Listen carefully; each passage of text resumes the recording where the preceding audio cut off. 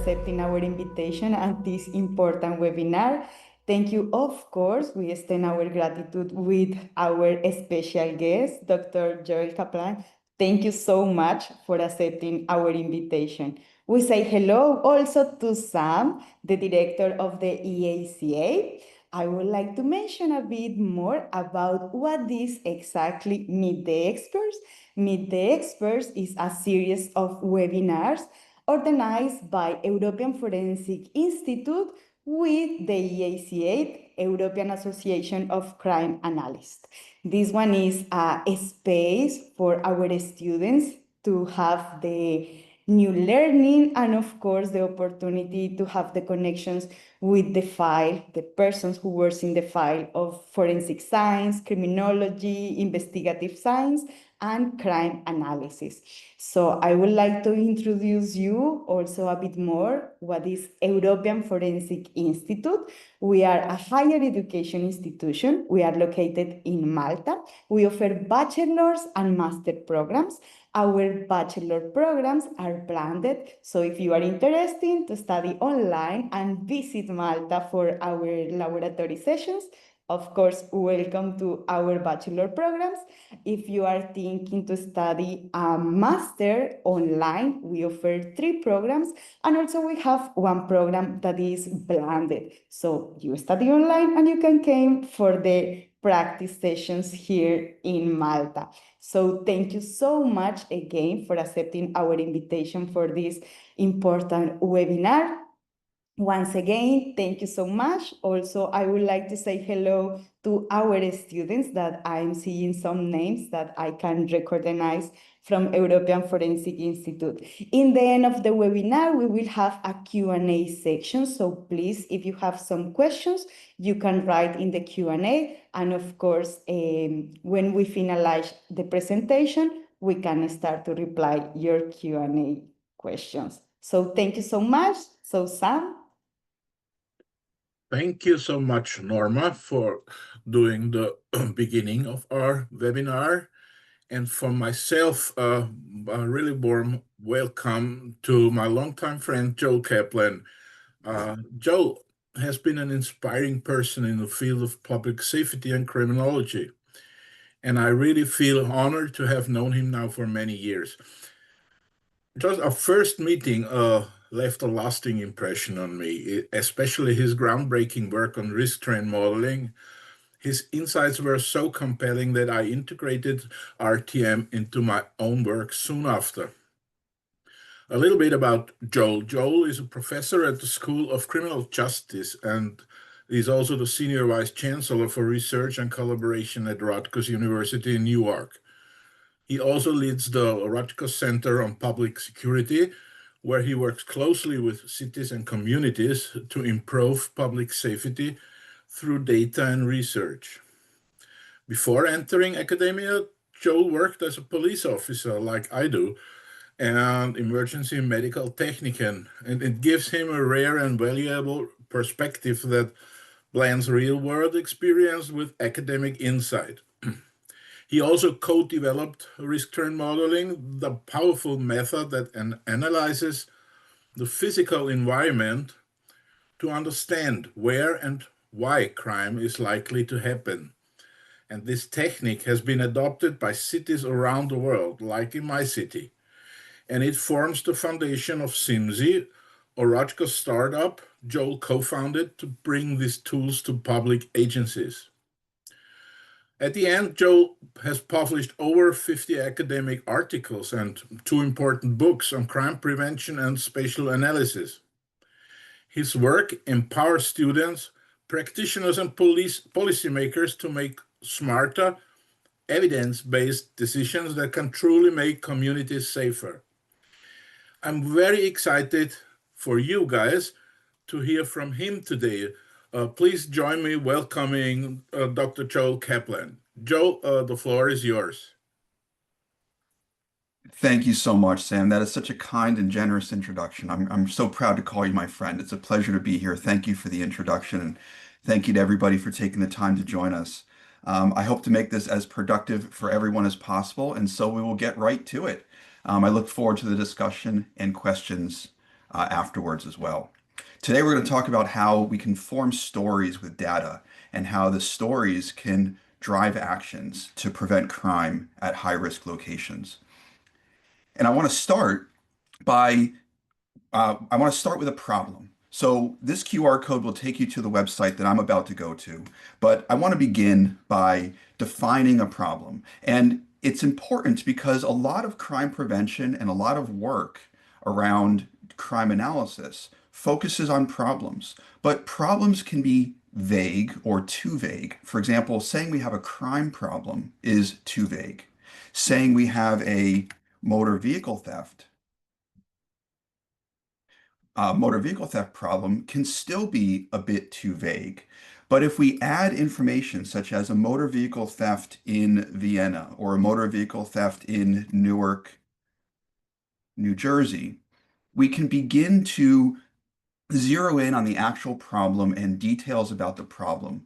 That's okay, but it's still not enough to drive meaningful action. Let's consider the environments. Let's consider the time periods. So we might have motor vehicle theft in Newark, New Jersey at night near restaurants. And if we evaluate this again, it's a very simple AI in the background evaluating the text. And this is much more actionable than just saying we have a motor vehicle theft problem. It's clearly defined, and a statement, a rewritten statement, is motor vehicle theft occurs at night near restaurants in Newark, New Jersey.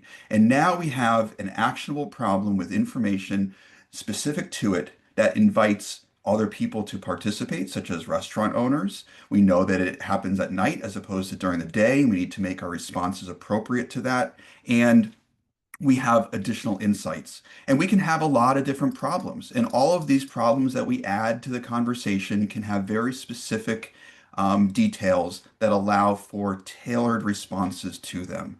And that's where I want to begin our conversation today. There's a lot of different ways that we can turn problems or break them down into meaningful, actionable issues using spatial analysis tools. We can get data from tables and charts and spreadsheets and view them and communicate them in ways such as pictures and graphs. But we can also make pin maps and hotspot maps with crime mapping software. And we also have risk trade modeling as an analytic tool. And all of these different data sets and tools and techniques allow us to better understand problems and zero in on the issues that we need to address to solve them. And some of these tools fit into a category of crime mapping, such as pin maps and hotspot maps. And crime mapping is really, really useful for helping us understand the spatial patterns of crime, whether it's clustering or uniformly distributed or even perhaps random. But crime mapping by itself only shows us where things are happening. It doesn't show us why they're happening, where they're happening. And so risk trade modeling is an analytic, a crime analysis tool that provides spatial intel. It performs a spatial diagnosis to identify what it is about the settings where these crimes occur more often than not. For example, all of those points on the map in the previous slide have a common denominator, such as they are all within close proximity to vacant properties and gas stations and convenience stores. And where these things combine or co-locate, the risks may be even higher. And they define settings that are attracting illegal behavior and that offer contexts for crime and opportunities for victimization. So risk train modeling connects these environmental features to crime locations to better understand what it is about these settings that make them vulnerable and attract crime problems over the long term and create persistent areas of risk. This RTM analysis helps us focus on the current problems by zeroing in on these high-risk settings. And it also helps us identify other locations that have similar qualities, even if crime has not yet occurred there. These are the second best or third best options. So if crime were to displace, we now understand why crime is happening, where it's happening, and where crime has the potential to displace 2 as the next best option. These risky settings and vulnerable places exist throughout the entire jurisdiction, and this gives us insight about how to address these problems with a focus on places, not people. Risk train modeling focuses on places, not people, because places are important in crime problems. Imagine a place where children repeatedly play. This is not suggesting that the children are criminals or victims. This is benign. This is slightly tangential to the conversation, but bear with me for a moment. If we imagine a place where children repeatedly play, we might identify that place as a hotspot of playful behavior. But if we focus on the qualities of that space, we would recognize that there is swings and slides and open fields, things that we might define as a playground that offer attractive qualities where we would otherwise expect crime or where we would otherwise expect playful behavior to repeatedly occur. These are attractive qualities for kids to play. And in a similar way, if we imagine a dark alleyway that is kind of the cliche, dangerous, or risky location, an alleyway is not just an alleyway. It's an alleyway with limited entry and exit points, with poor lighting, next to a bar, near a bus stop. And these things combine to create what we understand as that dangerous dark alleyway. And this alleyway could be a setting that offers unique opportunities for certain types of illegal behavior. But the question becomes, we have a lot of alleyways throughout the entire city. Not all of them are equally risky. How do we figure out which ones are the riskiest and which ones we need to focus our attention and resources on? The same thing could be true of other features of the environment, such as parking lots and coffee shops. You might be at higher risk of robbery or theft at a coffee shop. You might be at higher risk of robbery or theft at a parking lot, but the space in between could create even higher risk because the way in which these features are co-located create an opportunity for victimization while you're holding your coffee and your phone in your other hand, walking to your car that's parked a block or two away. And the space in between has unique risks that are influenced by the features nearby. And this is what we're talking about by risky settings. Risky settings are defined by the RTM analysis. So in places where the influence of vacant properties nearby and convenience stores or grocery stores nearby, if each of these carry a particular risk, the space where they overlap has a multiplicative risk.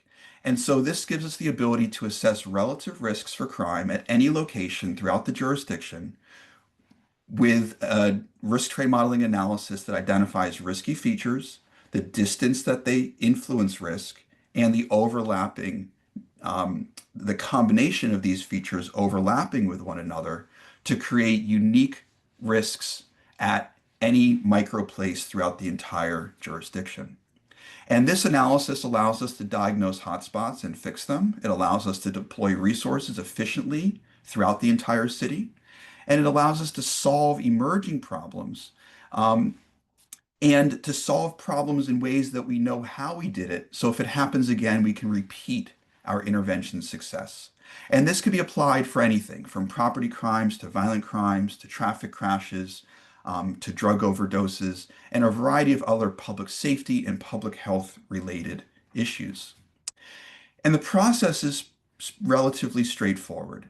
It is unique to the setting or the jurisdiction where it's being analyzed. So the features of the landscape in Vienna or in Paris or in New York are going to be represented in a GIS, such as locations of vacant properties and parks and schools and gas stations.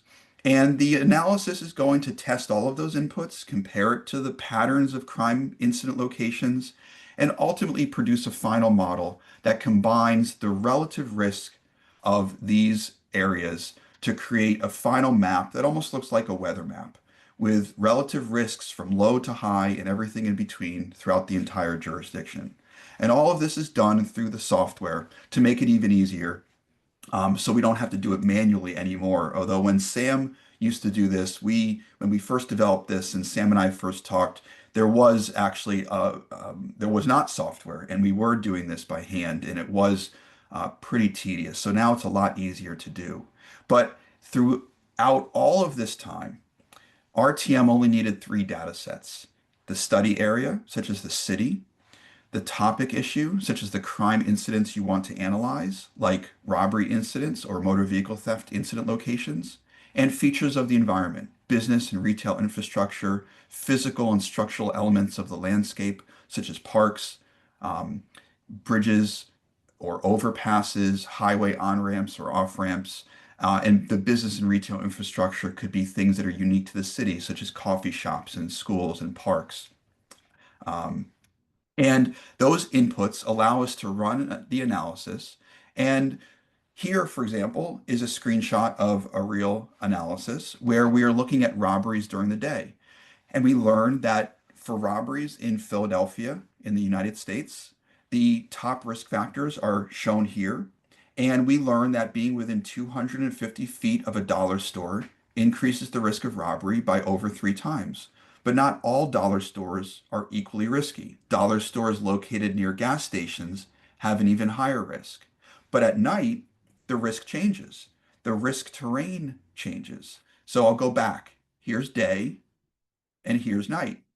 And the contexts and opportunities for crime at different times of the day in different locations also vary because of the way in which people interact with each other at certain locations and certain times. At night, the risk of robbery is higher near liquor stores, but not all liquor stores. Liquor stores located near convenience stores, which are also located near gas stations, have a higher risk than any liquor store by itself. And this highlights that not only do places have dynamic risk, but time creates dynamic risk as well. Uh, Temporal heat maps can suggest peak time periods during the day or for hours throughout the day. And this can then inform conversations about how to analyze data to better define problems. But it's also a recognition that people interact with some places at particular times to create unique situational risks.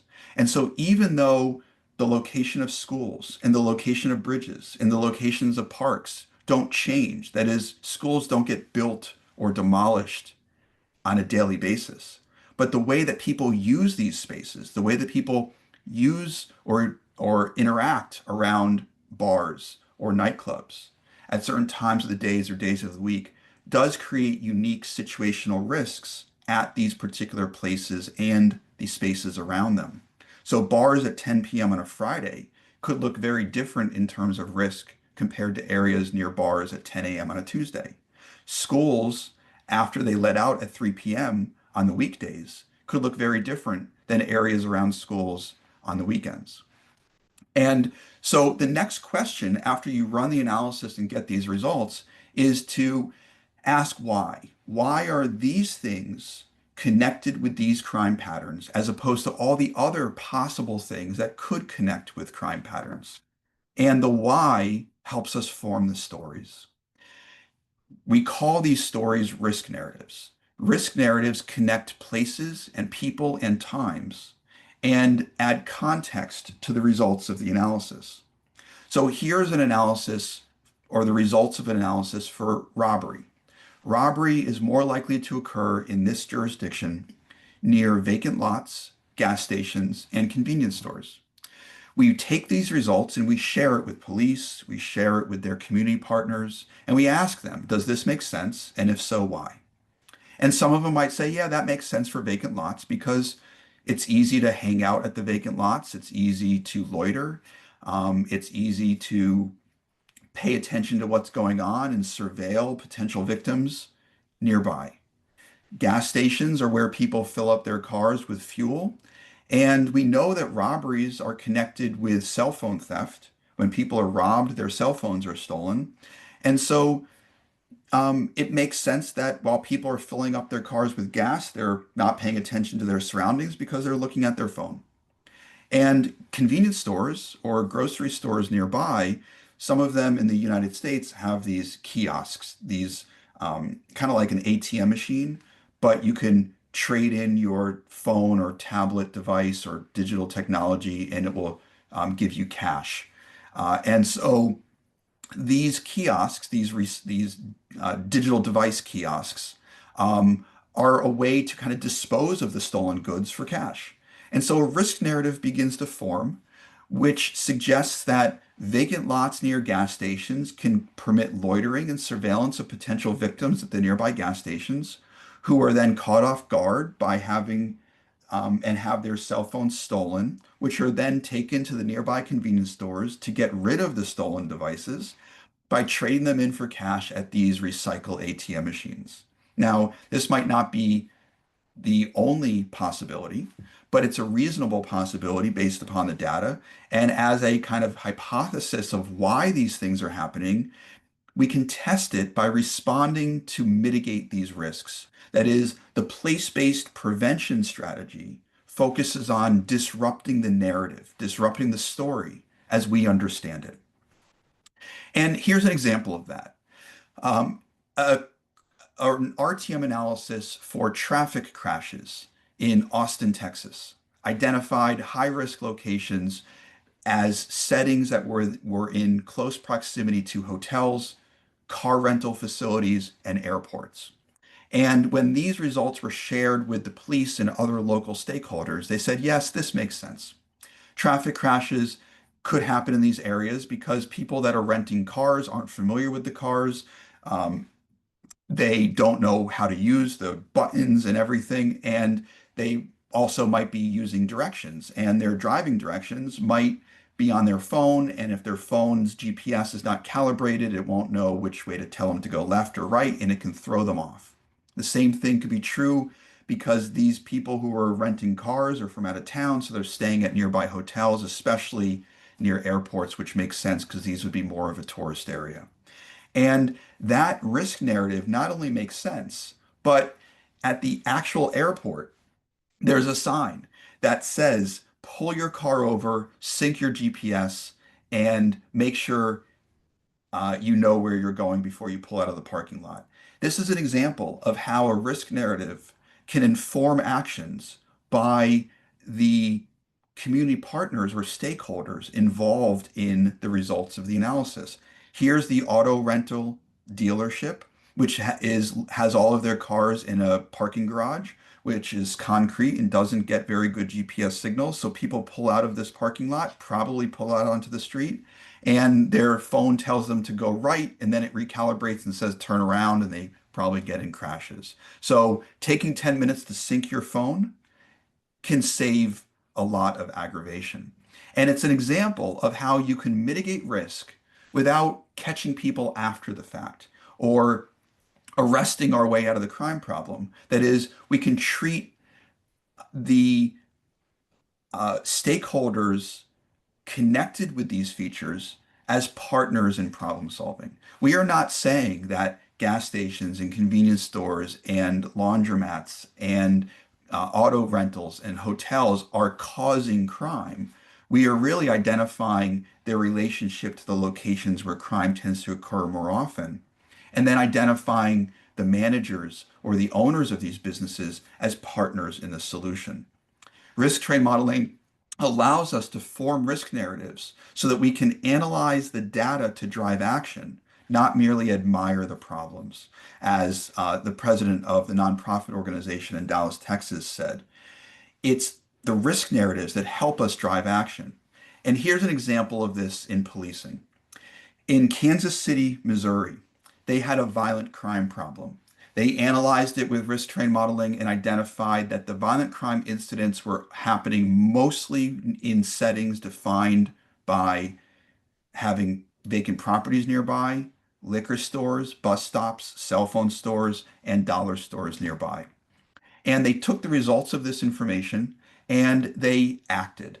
The police would do directed patrols and business checks at the cell phone stores and liquor stores and dollar stores. But at the same time, the city ordinance inspector would help to ensure license compliance and do property checks at these areas as well. The police would also pay attention to the nearby vacant properties during their directed patrols. And if a property appeared to be used illegally, or if it was boarded up and the boards were removed and it looked like people might be using it inappropriately, they would notify the city through by calling 311, which is this non-emergency phone number. And that would make the planning department prioritize either the demolition or the boarding up to make it inaccessible. And as the police and other community partners began doing this more frequently, the conversations from the data helped everybody figure out what they could do to begin to address the violent crime problem, which otherwise would have just been a police issue. But now it's a lot of people issue. And in one of those conversations, the director of the transit authority, who manages the buses, was explaining how they were already moving bus stops to make ridership, to make it more accessible for people to use the buses. And this bus stop was just outside of this cell phone store. And the risk narrative that formed was violent crime was happening around these areas because it was violence connected with turf conflict over the drug trade.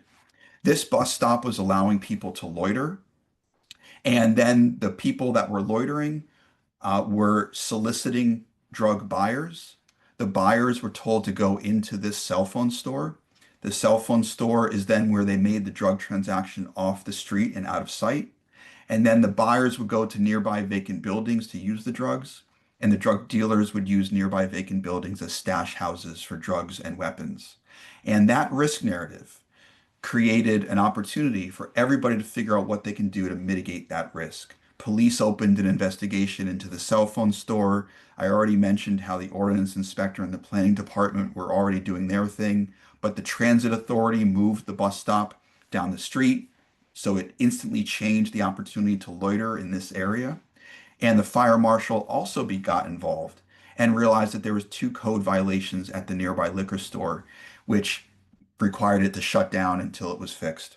And drastically changing the environment changed the opportunities for crime. And by the time it came back to normal, it was no longer suitable for drug dealing, which reduced the opportunities for turf conflict resulting in violent crime.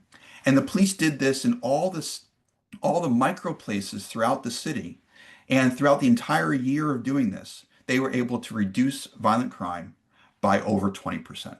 And they did it by focusing on the places, not the people located there. And they had so much success with this that they wrote a new law for the city, which required a public safety task force that brought all of the city agencies together to work with businesses and community members to figure out how the results of the analysis could be used by the right people at the right times in the right places so that everyone can share the burden of crime prevention and it's not just a policing problem.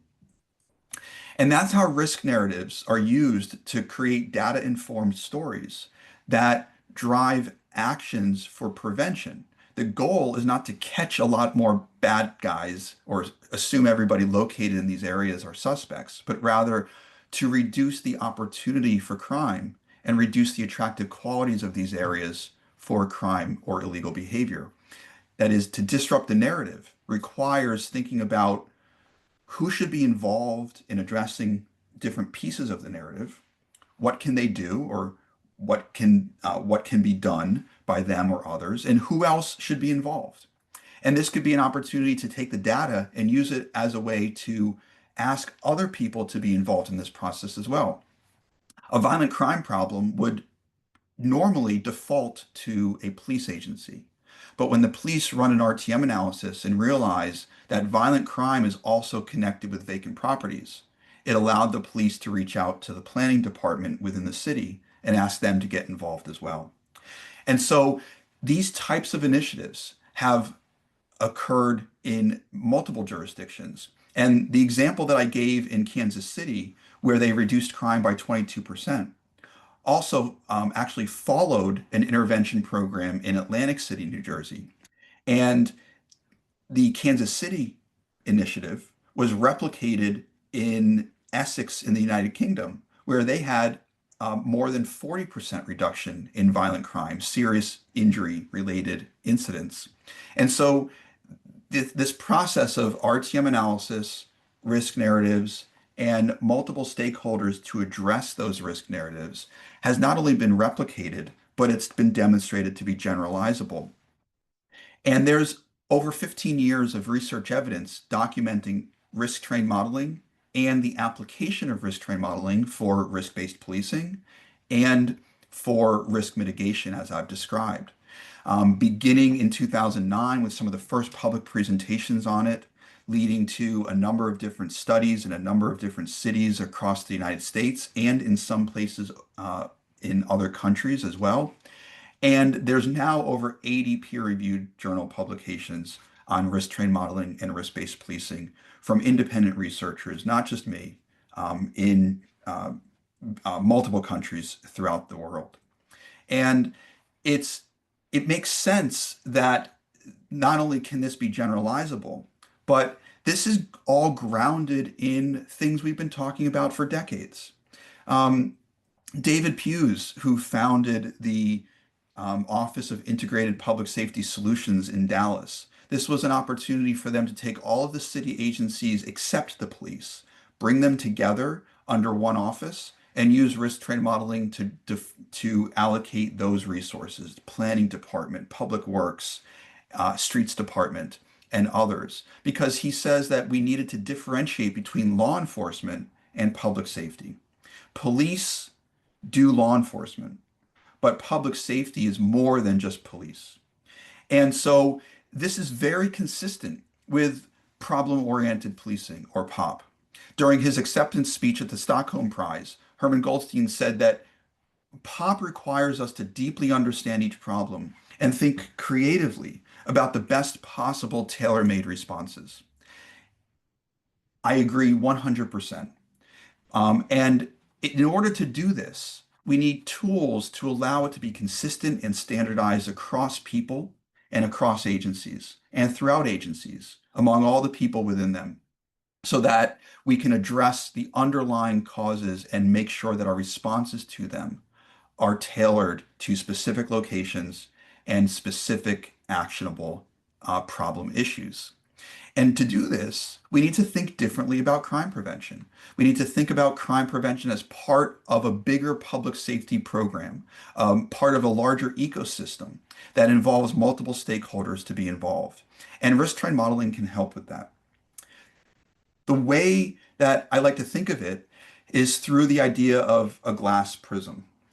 Just like when you shine light through a glass prism and it breaks that light into its component colors to make a rainbow, um, risk train modeling does something similar. That is, it takes a problem and it breaks that problem up into its component elements.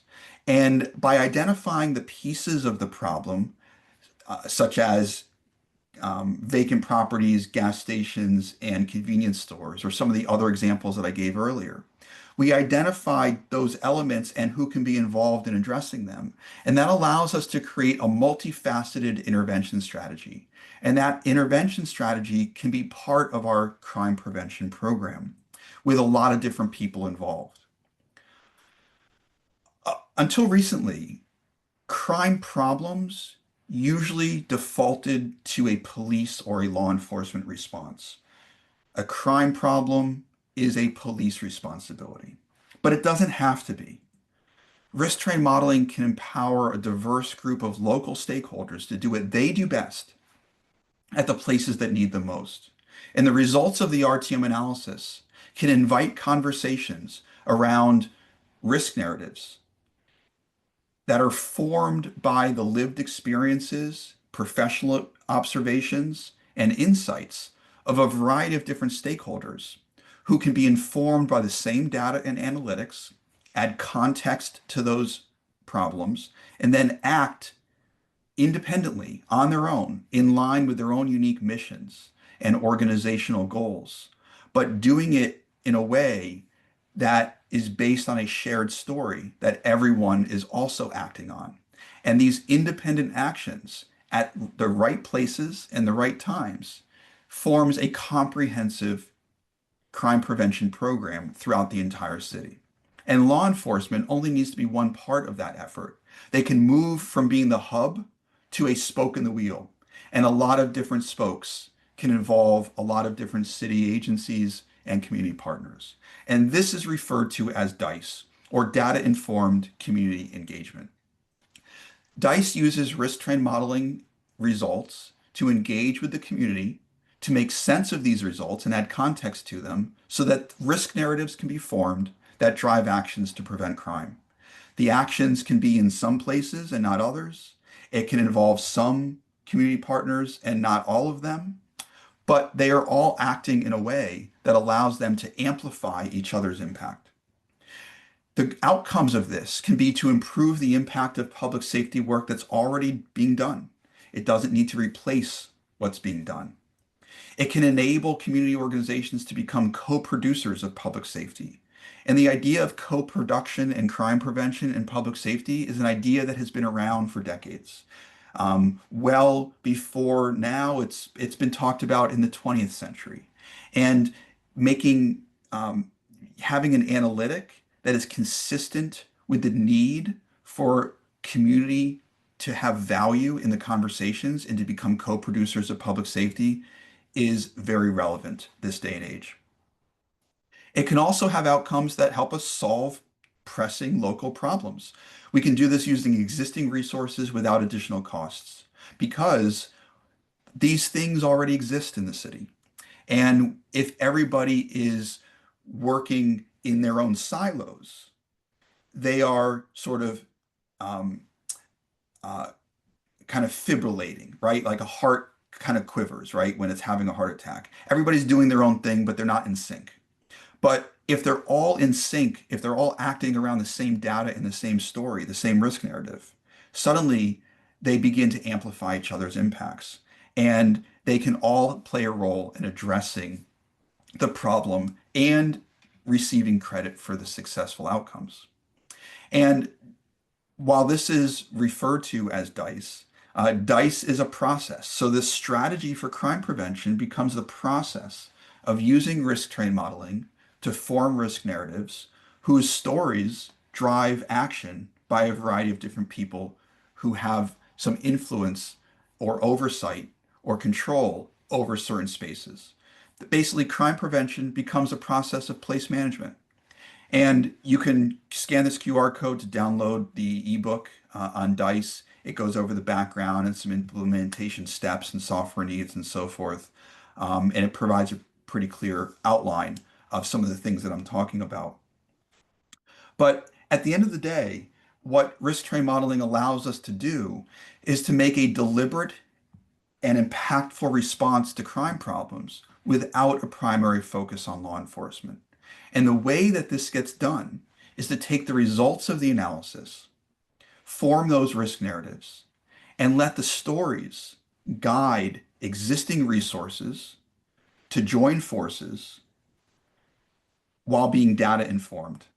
And the focus becomes on places, not just people located there. And with that, I hope we can have a really meaningful discussion, and I look forward to your questions. Thank you so much, Joe. It was really impressive. And I want to handle over to Norma if she already has some questions from the chat box or from wherever. If not, Norma, I would like to start with a question. But first of all, I'm asking you. Don't worry, Sam, you can start. Right now we don't have questions.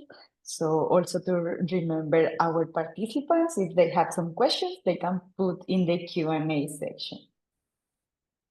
Thank you, Norma. Just a quick overview what happened in my country when I first tried to convince my decision makers to focus a little bit more on risk terrain modeling. And I tried them to explain that they are always asking about more police on the streets, more police in the police agencies and whatever, just to administrate crime. This was my argument. And my argument for risk-train modeling was we don't have to ask for more police. We have to be more powerful by using risk-train modeling, and that would help us also not only administrate crime, also we can reduce the number of people becoming victims of crime. And this was the first answer I got is when I use this wording that will not help me moving forward in my political career. So is there a way from your experience, especially for countries who don't know anything right now about risk trend modeling, how to convince their decision makers in different agencies that it is powerful, it saves money. Of course, it saves money when we calculate it in the right way. What's your experience? How to convince these guys that they should count on risk trend modeling? That's a great question. I imagine the answer is different depending upon the person asking. Police chiefs might have different pressures and pain points, and elected officials and mayors might have different ones as well. The first one is what you touched on. That is, it can save money. It can save taxpayer money. It can not just save lives, but it can reduce crime rates. And there's no metric for how many lives are saved or crime is prevented, but there are metrics of what the crime rate is. And everybody wants to bring the crime rate down.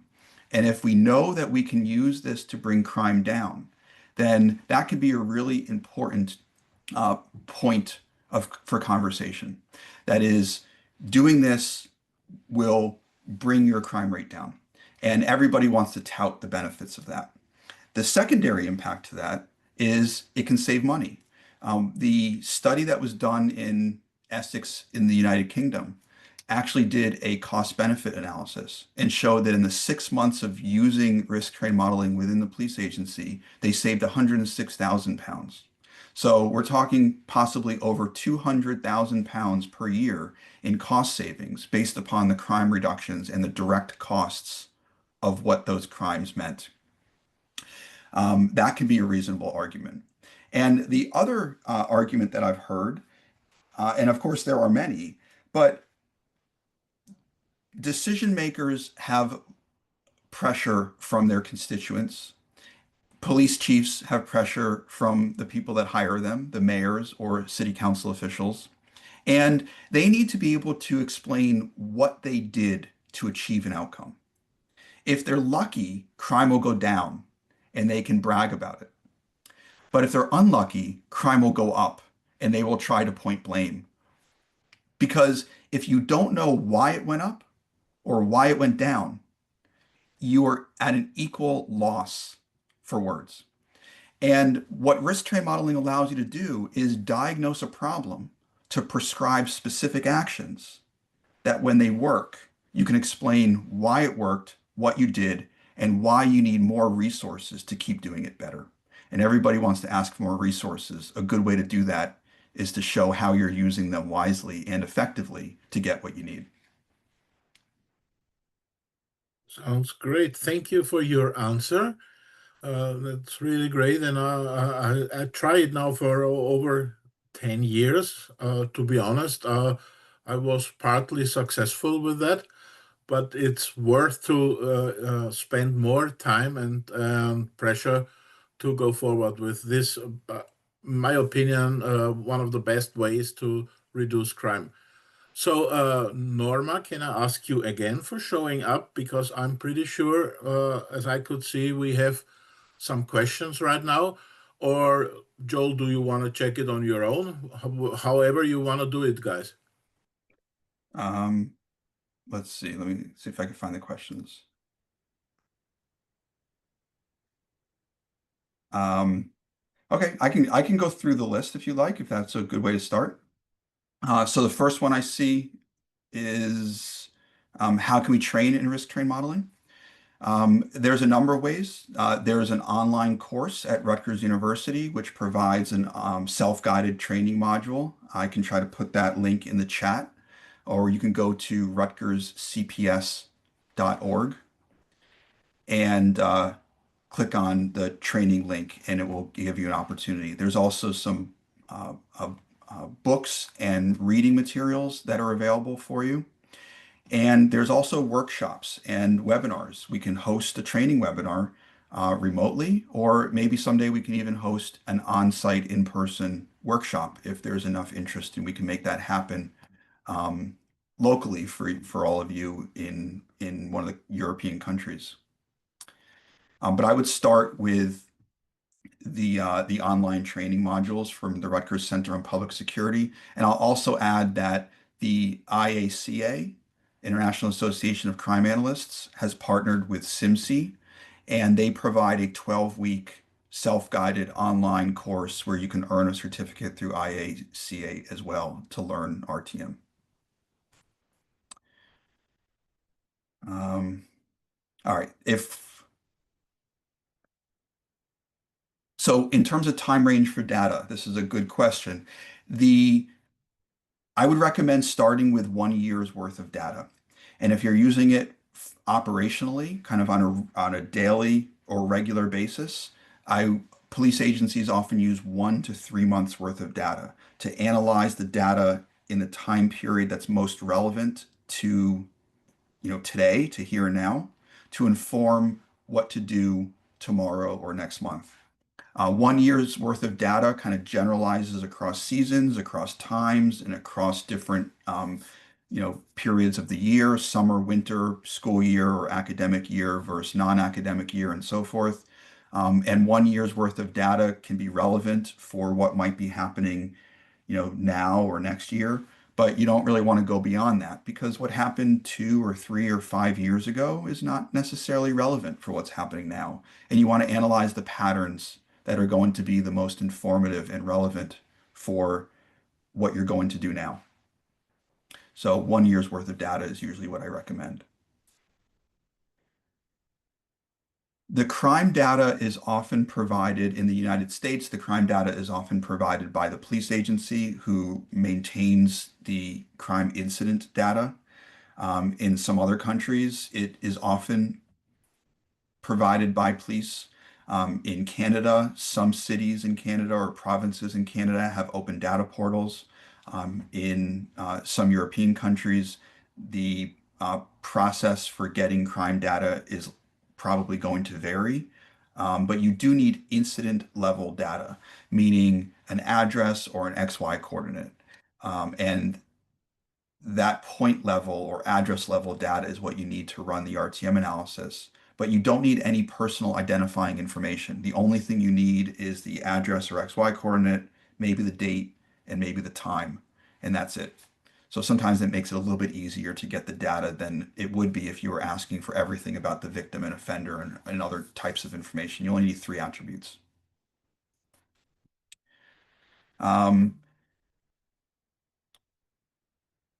So if you use Esri, it's a great way to, or any GIS, it's a great way to kind of process the data. If you have spreadsheets or tabular data, you're going to need to geocode it first to create shape files for analysis. You can also use street centerline shape files in Esri to kind of isolate the bridges and overpasses or highway on-ramps and off-ramps and basically derive new place feature data from existing data sets in that way. Vacant lots are usually a local data issue. In some cities, they go to their city partners who manage that information. I don't know how those kinds of things might be managed in other countries. But businesses and retail infrastructure is usually public record information in the same way that it's available in the business analyst extension in Esri, Google Maps, OpenStreetMaps, and some other public sources usually have the place feature data that would be needed to run the RTM analysis in most places throughout the world.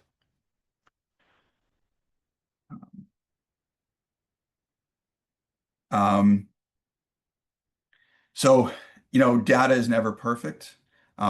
This question is asking about ways to minimize bias in the collection and the analysis of data. It's kind of two separate questions, I think. We need to have faith and we need to trust the data inputs, and we need to also have confidence in the data outputs.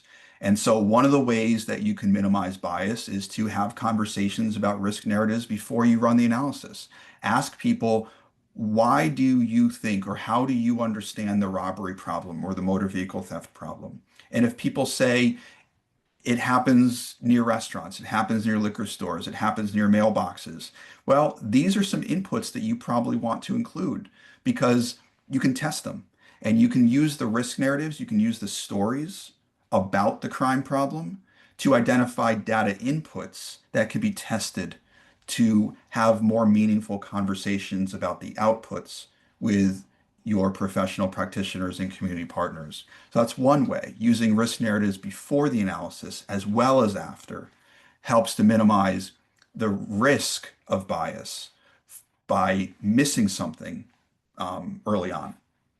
Data collection is always complicated and can be difficult depending upon where the data comes from. You are going to have to just acknowledge the limitations of the crime data. You do want the data, the crime incidents. You don't want arrests. You don't want calls for service. You probably want to analyze the verified incidents that are known to you. There's also some there's also some data that can be connected with the crimes that might not be recorded by police. For example, package theft from mailboxes or porches might be collected, might not be reported to the police, but are collected by delivery services or shopping services like Amazon. And so, depending upon what you want to analyze, there could be some more reliable sources than others, and you can kind of think creatively about where the data can come from and how what the limitations of that data are, making sure that you're measuring what you think you're measuring in the data inputs that you're using. Um,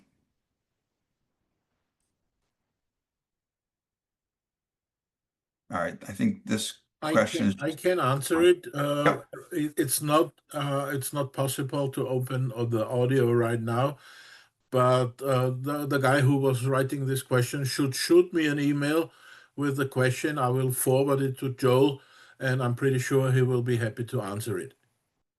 absolutely. All right, the next one. So in order to run an RTM analysis, you don't need a lot of crime incidents.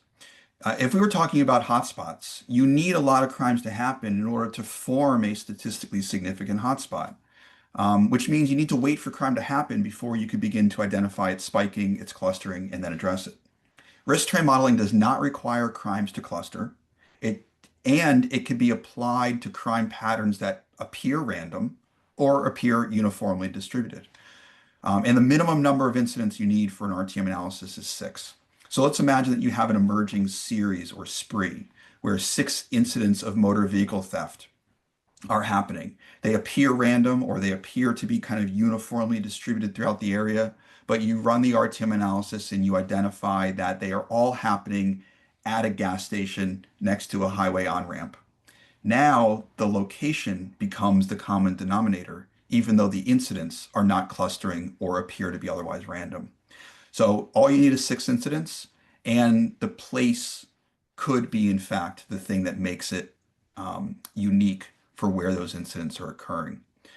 Um, so if you were looking at explosions, illegal fireworks, and you have 40 incidents, if there is a spatial pattern, the RTM analysis would be able to identify it with a minimum of 6.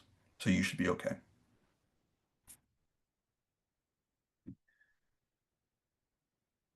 Um, what links are you looking for, Sreya? Dr. Kaplan, so also here she is asking for the link, but I would like to mention that we record our webinar, so they will have the record in YouTube maximum the next week. Also, we can share with them some information about your details. So if they are interested in, they can contact you also. Okay, very good. And if there's anything that I mentioned that I don't have a QR code or that I didn't share a link with, let me know and I'm happy to provide that as well. Um, so this is asking, Anne, look, you're asking about not crime data. I guess this is in relation to a previous question, perhaps. Let me just Yes, scroll that was down. the previous question. How did you get your crime data? And now Anne wants to know the other data, like she mentioned, the peripheral data. I don't know what she means exactly, but I think data about buildings, whatever. Yes. So I refer to this as place feature data or points of interest data. And these are usually public record information in the United States, in the UK, in Canada, Mexico, and some other countries. It's usually readily available. This could vary by location. There are some folks in South America, some agencies in South America that are using it, and the place feature data is available. If you can obtain this data locally through your relationships with city agencies or community partners, that's a good and reliable source of information about business and retail infrastructure.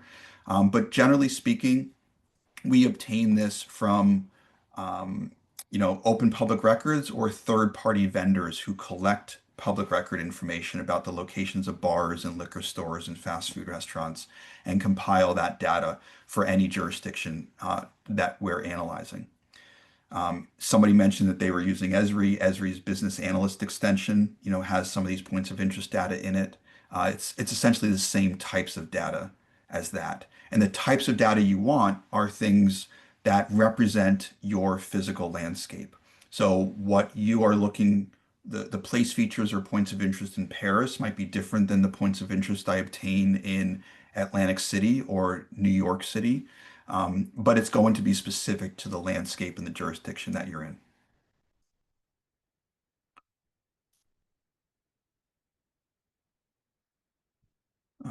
Let's see. All right. Hopefully that answered that. I can always come back to that if needed. Looking at, there's an anonymous question. It's long, so let me just read it real fast.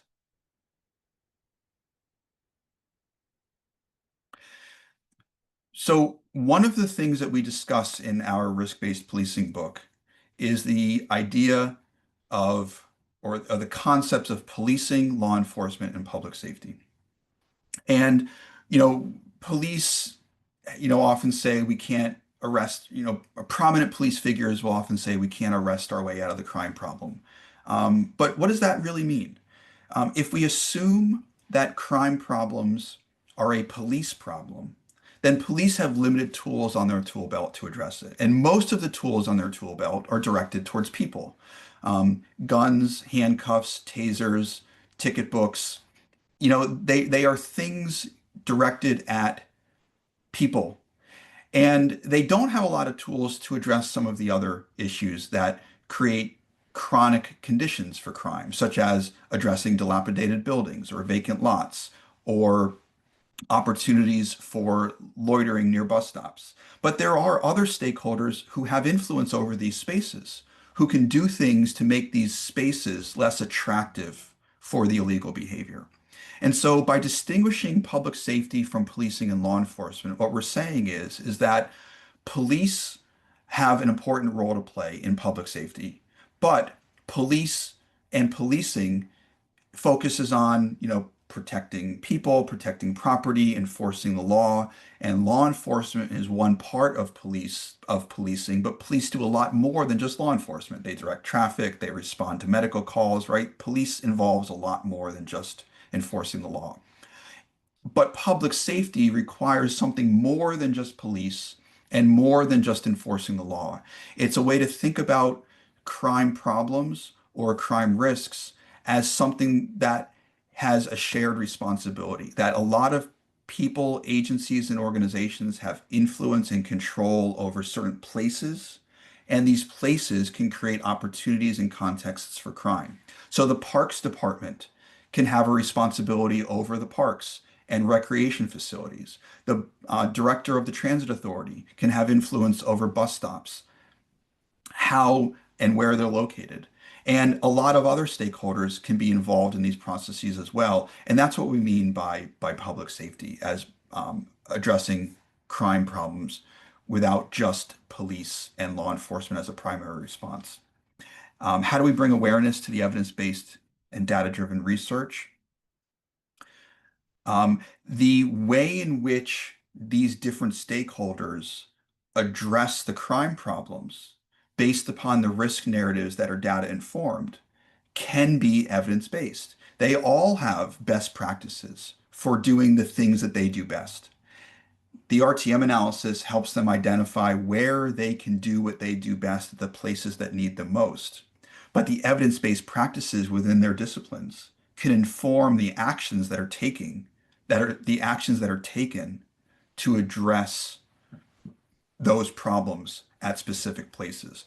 I don't know how best to demolish a vacant property, but if I'm the director of the planning department, I can use my own discipline specific evidence based best practices to address the problem buildings in these areas under my existing mission and goals of my organization.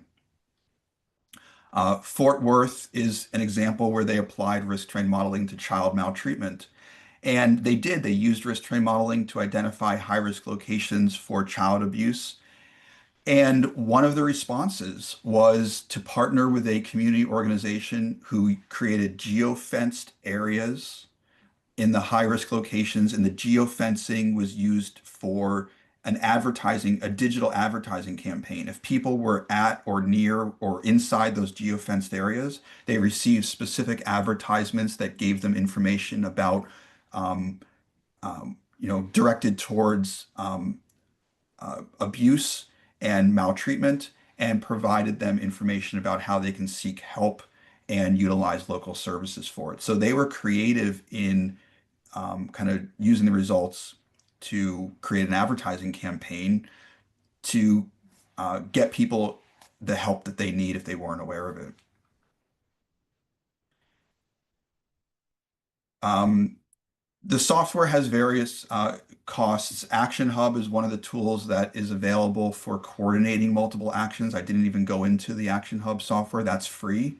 The RTM analysis or the RTM software begins anywhere from about $8,000 or $9,000 and goes up based upon the jurisdiction, the number of and the size of the agency. Um, and if an educational institution is interested in using the software, um, it is about $75 per person for an educational institute. So it's intended to be accessible. There are server costs and things that need to be maintained, but the idea is to make sure it's accessible for a variety of different agencies in different situations, from educational researchers to professional practitioners. Um, Looks like this is a repeat question, so I'll It's a skip that one. repeat, but at first Yep. Christina was coming in as an anonymous user, and now she repeats the question. Okay. Okay. Hopefully I was able to answer that. Child maltreatment, uh, kidnapping, um, what are some other things? Human trafficking. There are some new and creative applications of risk train modeling for different types of crime problems and public safety issues um, that are increasingly being tried and tested with RTM. Child maltreatment was an early example, but there are some other ones that are related to that that might also be of interest. I'm happy to talk to you about some of those offline. Um, Sreya, was this question answered? You're referring to the links for the links for the training. I will follow up with those links and get them to you. I'll either give them to Sam, or if we don't have time, I'll send them in this chat window now. Sam, I know we're close to time. There's a couple questions left. I can keep going, or we can stop when you're ready. No, no, no. Don't worry. I would say if you can ask or just reply on Dirk Nonninger's statement. That would be great. And I think then we are done. Okay. So this one is about multi-stakeholder cooperation. I could not agree more. Crime is complex, and there are no simple answers to address crime problems. And we don't want to just be reactive. We want to be prescriptive. We want to be preventative, and we want to be planned. And risk terrain modeling really brings us to the planning side of crime prevention and thinks about how places can create opportunities for crime and victimization. And if we can address these places and we can manage the safety of places, we can ultimately increase the safety and reduce victimization for the people who utilize those spaces. And it really should be a holistic approach. There's a lot of resources in many jurisdictions, and all of them can have a role to play in crime prevention and public safety. So I agree 100% with you, Dirk. Thank you so much again, Joel. It was really a great presentation. And I think you already broke the record in questions. We had many questions last time with our Spanish webinar, but I think one or two more was now asking you their questions, and I'm more than sure there are many questions more. If anyone has one of these questions, just feel free to send it over to me and I will forward it to Joel. Or please check out Joel's website. You could see it on the presentation. And also, as Norma mentioned, uh, in the next week, we will be able that you can stream the presentation if you want to see it again with all these informations. It will be available on the YouTube channel of the European Forensic Institute and also on the website of the European Association of Crime Analysts. Thank you again, Joel. And for the last words, I hand over the floor to Norma. Thank you again. Thank you so much, Joel, for your presentation. Really is very interesting. I have the last question, if you have 2 minutes, knowing that many of our students are here. So you mentioned that in the place, the base, and the action, thinking about to reduce the crime, there are the way to maximize the existing resource. What are the resources that are common in all the situations? That's a great question. You know, there's often a lot of resources in a jurisdiction. There's nonprofit organizations, there's city government organizations, there's police of various types, right? There's municipal police, there's state or provincial police, there's transit police, and so they are all kind of interacting in the same space. And between community organizations and business partners, business organizations and professional associations and city government agencies and police and law enforcement agencies, they're all operating in the same space, but they often feel like it's a zero-sum game to solve crime. And it doesn't have to be. They can all do their small part in line with their organizational mission and goals to address a piece of the problem. And those are, generally speaking, that's what we're referring to. The idea that it does not just have to be police, it does not just have to be city services or government services, but it can be strategic or tactical partnerships with other organizations, private or public, that have influence over particular spaces. Better if it's private and public. Exactly. Exactly. Okay, thank you so much. We really appreciate your presentation, your time sharing with us your expertise. Thank you so much for all the information. Thank you for our registrations, the students that are here with us, the member of the EACA, of course. Thank you so much to Sam, who is here with us, also being part of the organization of these webinars. Thank you so much. So we will post in YouTube this record. And also, is my compromise, I will send you the email with some details, informations, links, and of course the details of the Dr. Joel Caplan. So thank you so much for everyone. and nice Monday, nice afternoon, nice good night, wherever you are. Thank you. Bye-bye. Thank you so much. Thank you for Bye-bye. taking the time. Be Thank well.